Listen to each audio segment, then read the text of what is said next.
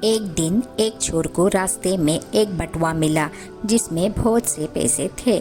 اس بٹوے پر کوئی دعا لکھی ہوئی تھی اور ایک خانے میں بٹوے کا مالک کا نام اور پتہ بھی رکھا ہوا تھا۔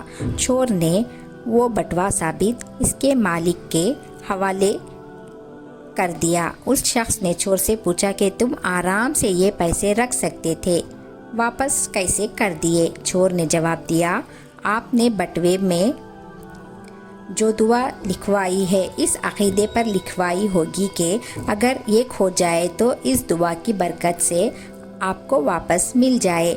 میں چور ضرور ہوں لیکن صرف مال و دولت کا، کسی کا عقیدہ چوری نہیں کر سکتا۔ اگر میں آپ کا بٹوا واپس نہ کرتا اور آپ کا اعتقاد اس دعا پر کمزور پڑ جاتا تو تب میں آپ کے ایمان کا چور ہوتا اور یہ مال و دولت کی چوری سے 1000 گنا بڑا گناہ ہے۔